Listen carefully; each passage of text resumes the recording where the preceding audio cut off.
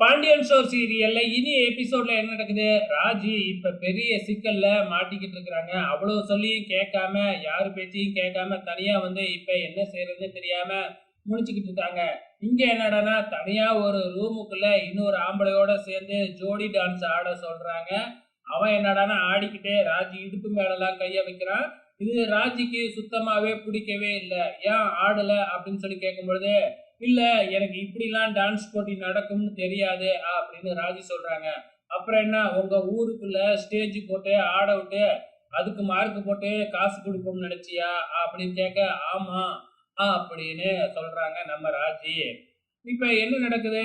இந்த போட்டிலாம் எனக்கு வேணாம், நான் பேசாம கிளம்பி போறேன் அப்படின்னு ராஜி சொன்னா, அவங்க இல்ல இல்ல நீ அக்ரிமெண்ட்ல சைன் பண்ணிட்ட, நீ எல்லாம் போகலாம் முடியாது, அப்படியே நீ இங்க இருந்து போகணும் அப்படின்னா 10 லட்சம் ரூபாவை கட்டிட்டு தான் போகணும், அப்படிதான் நீ அந்த அக்ரிமெண்ட்ல கையெழுத்தே போட்டிருக்க அப்படிங்கிற மாதிரி வந்து ராஜிக்க பயமுறுத்துறாங்க. இதுக்கப்புறம் என்ன நடக்குது? எப்படியோ முரண்டு பிடிச்சி ராஜி தன்னோட ரூமுக்கு போயிடுறாங்க. இது ஒரு பக்கம் நடந்துகிட்டு இருக்கிறப்ப இந்த பக்கம் நம்ம கோமதிய அவங்க அம்மா கூப்பிடுறாங்க. ஸோ கூப்பிட்டு அவங்ககிட்ட தனியா பேசணும் அப்படிங்கிற மாதிரி சொல்றாங்க. ஸோ அவங்க 2 பேரும் வந்து பாத்தீங்கன்னா கோயில்ல போய் பேசலாம் அப்படின்னு முடிவு பண்ணி இருக்கிறாங்களாட்டுக்கு. இந்த பக்கம் ராஜி ரூமுக்கு ராஜி மாதிரி இன்னும் வந்த ஒரு லேடிஸ் வந்து அங்க வராங்க.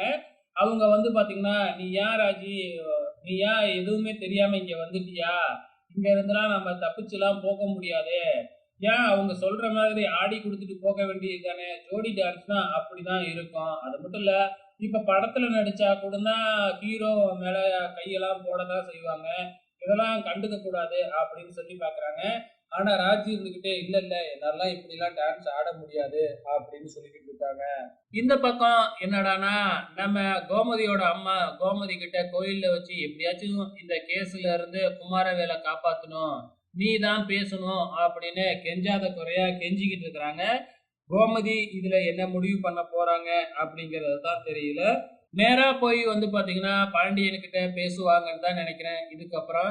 இது ஒரு பக்கம் நடந்துகிட்டு இருக்கிறப்ப இந்த பக்கம் நம்ம ராஜிய காமிக்கிறாங்க. ராஜி யோசிச்சு பார்த்துட்டு என்ன நடந்தாலும் பரவாயில்ல, நம்ம முதல்ல இங்க இருந்து எஸ்கேப் ஆயிடுவோம் அப்படின்னு சொல்லிட்டு தன்னோட மூட்டை முடிச்செல்லாம் கட்டிக்கிட்டு அப்படியே வெளியில ஓடிடலாம் அப்படின்னு ஹோட்டலுக்கு வெளியில வந்து லிஃப்ட்டுக்காக நின்னா லிஃப்ட் கதவை ஓபன் பண்ணா அதுல இருந்து அந்த 3 4 பேரும் வராங்க. வந்ததுக்கு அப்புறம் என்ன இங்க இருந்து ஓட பார்க்கலான்னு பாக்குறியா அப்படின்னு வசமா ராஜிய பிடிச்சுக்கிறாங்க.